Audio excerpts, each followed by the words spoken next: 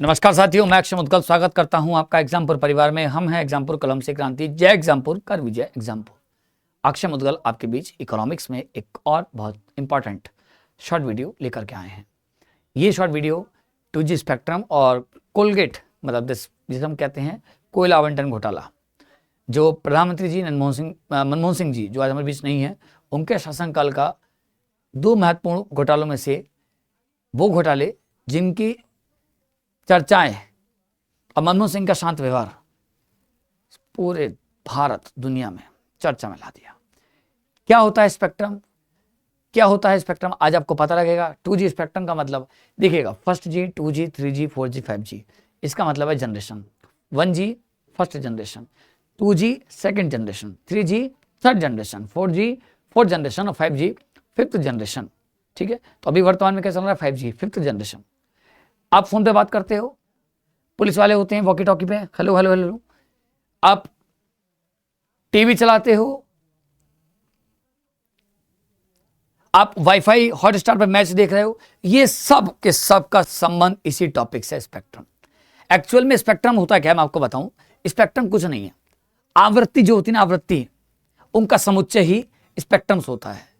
आवृत्तियों का समुच्चय ही स्पेक्ट्रम है। अगर मैं आपसे कहूं कि समुच्चय क्या है, जो आवृत्तियां होती है ना, आवृत्तियों का समुच्चय ही क्या है, स्पेक्ट्रम। आवृत्तियों का समुच्चय ही क्या होता है, स्पेक्ट्रम। ठीक है, स्पेक्ट्रम का यूज क्या है, अगर मैं आपसे बहुत कम शब्दों में बात करूं क्योंकि शॉर्ट वीडियो है। स्पेक्ट्रम का यूज क्या है, क्यों है स्पेक्ट्रम? वायरलेस कन्वर्सेशन के लिए, बेतार संचार के लिए, वायरलेस कम्युनिकेशन के लिए, संचार के लिए यूज है। तो बेतार संचार, बेतार संचार आप देखते थे, है ना, बेतार संचार, वायरलेस कम्युनिकेशन, वायरलेस कम्युनिकेशन के लिए। आवृत्तियां हमारे चारों ओर देखेंगे, आवृत्तियां होती हैं 1 हर्ट्ज। जैसे आपने देखा 6-7 लेन का हाईवे होता है, एक इधर से आ रहा है, उधर से जा रहा है, इधर से आ रहा है, उधर से जा रहा है। सेम इसी तरह से होती है स्पेक्ट्रम्स, आवृत्तियों का समुच्चय, आवृत्तियों का समूह। यह है आपका स्पेक्ट्रम, यह है आपका स्पेक्ट्रम। आवृत्तियों का 1 हर्ट्ज, 2 हर्ट्ज, 3 हर्ट्ज, 4 हर्ट्ज, ऐसी 1 करोड़ हर्ट्ज, लाखों करोड़ों हर्ट्ज। ठीक है, ये हैं आपके आवृत्तियां, और इन पर अलग अलग, जैसे मान लीजिए ये 98.1, ठीक है, ये 98.2, 98.3। आप यहां बैठे हो और आपका रेडियो है, रेडियो की इसकी फ्रीक्वेंसी, रेडियो में एंटीना लगता है, रेडियो में एंटीना, इसकी फ्रीक्वेंसी रेडियो में एंटीना में लगी और यहां से आपने इसको सुना, ये है। और इसके आवंटन को लेकर के एक घोटाला था जिसका नाम था 2G स्पेक्ट्रम घोटाला। सर 2G 3G क्या है, जैसे 2G है second generation, 3G third generation. ये जो फीचर्स होते हैं, हर जनरेशन में फीचर्स एडवांस होते चले जाते हैं।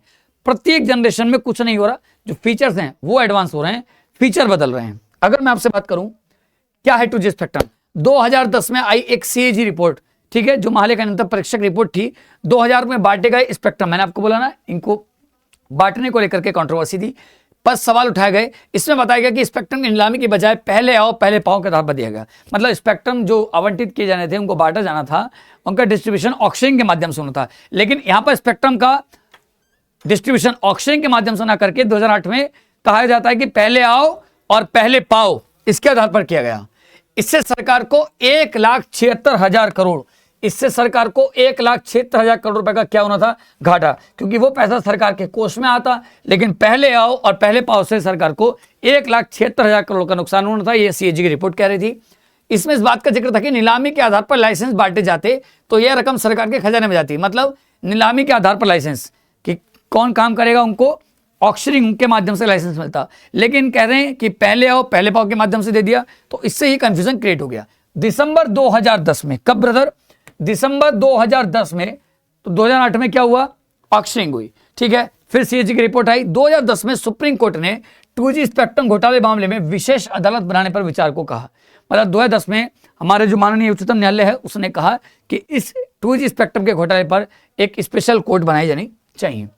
2011 में पहली बार स्पेक्ट्रम घोटाला सामने आने के बाद अदालत ने इसमें 17 आरोपियों को शुरुआती दोषी मानकर 6 महीने की सजा सुनाई।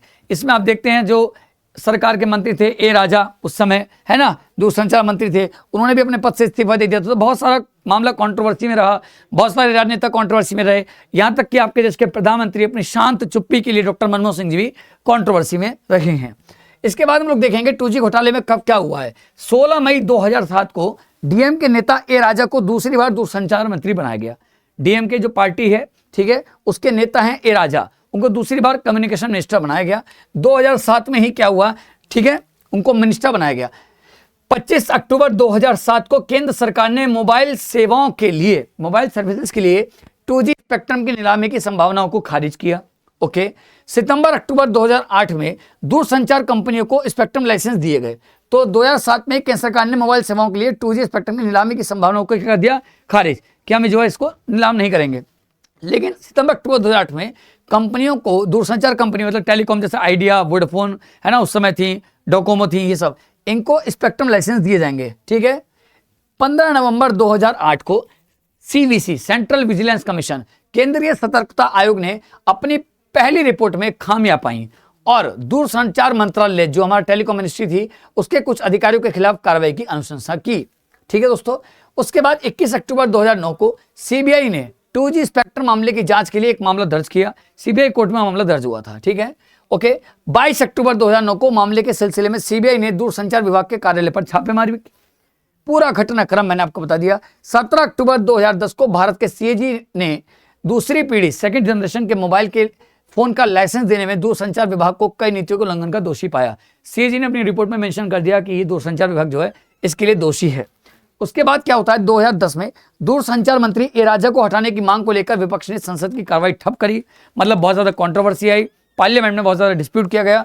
उसके बाद 14 नवंबर 2010 में ही ए राजा जो टेलीकॉम मिनिस्टर थे, इन्होंने अपने पद से इस्तीफा दे दिया। 15 नवंबर 2010 को जो हमारा HRD मंत्री हैं कपिल सिब्बल, कांग्रेस में रहे हैं कपिल सिब्बल, कांग्रेसी नेता हैं, को दूरसंचार मंत्रालय का अतिरिक्त कार्यभार दे दिया। नवंबर 2010 में ही 2G स्पेक्ट्रम आवंटन की जांच के लिए JPC का मतलब होता है ज्वाइंट पार्लियामेंट कमेटी, संयुक्त संसदीय समिति का गठन किया गया, जिसमें लोकसभा राज्यसभा दोनों के मेंबर होंगे। दिसंबर 2010 में दूरसंचार विभाग ने, जो टेलीकॉम डिपार्टमेंट है, सुप्रीम कोर्ट के सेवानिवृत्त न्यायाधीश शिवराज जी पाटिल, वेरी इंपॉर्टेंट,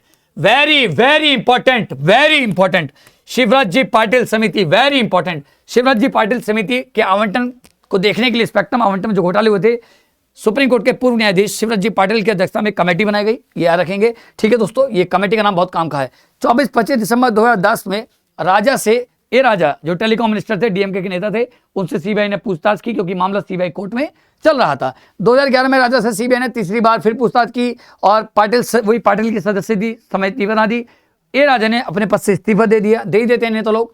2011 में 2G स्पेक्ट्रम मामले में राजा, पूर्व दूरसंचार मंत्री सचिव सिद्धार्थ बेहुरा, इनका नाम रखेंगे, राज्य के पूर्व निजी सचिव जो टेलीकॉम मिनिस्टर ए राजा, उसका पर्सनल सेक्रेटरी RK चंदुलिया को सीबीआई ने गिरफ्तार किया। ओके दोस्त, 31 दिसंबर 2017 को पटियाला हाउस कोर्ट स्थित सीबीआई की विशेष अदालत ने 2G स्पेक्ट्रम, ये बहुत काम की बात है कि कितने आरोपी थे, सबको बरी कर दिया, दोष सिद्ध ही नहीं हो पाया। और स्पेक्ट्रम क्या होता है, मैंने आपको बताया, आवृत्तियों का समुच्चय, आवृत्तियों का समुच्चय स्पेक्ट्रम होता है। याद रखिएगा, स्पेक्ट्रम का यूज बेतार कम्युनिकेशन या वायरलेस कम्युनिकेशन के लिए किया जाता है, जो हर्ट्ज आवृत्तियां होती हैं उन पर काम करते हैं। जैसे पुराने टाइम में आप देखते होंगे घर पे टीवी लग के लिए एक एंटीना लगाया जाता था, उस टीवी में जो एंटीना लगता था एल्युमिनियम के तार होते थे, उस एल्युमिनियम जो है वो फ्रीक्वेंसी को कैच करता था और तार के माध्यम से टीवी में आती थी, तब हम लोग दूरदर्शन को देख पाते थे। तो आज हम लोगों ने बात करी 2G स्पेक्ट्रम से जुड़े घोटाले की। ये PDF एग्जामपुर के एप्लीकेशन जिन बच्चों ने डाउनलोड कर रखा है उनको भी मिलेगी, और सभी लोग एप्लीकेशन को डाउनलोड कीजिएगा प्ले स्टोर से एग्जामपुर ऑफिशियल को। ये PDF आपको मिलेगा, बहुत अच्छे से इस पर काम कीजिएगा बढ़िया से, और अच्छे से इसके की पॉइंट्स, नोट्स और पूरी जानकारी आपको मिल गई। अगला शॉर्ट्स हम लेकर के आते हैं कोयला आवंटन घोटाले पर। आप सभी का बहुत बहुत शुक्रिया, बहुत बहुत धन्यवाद, बहुत बहुत शुक्रिया। जय हिंद, जय भारत।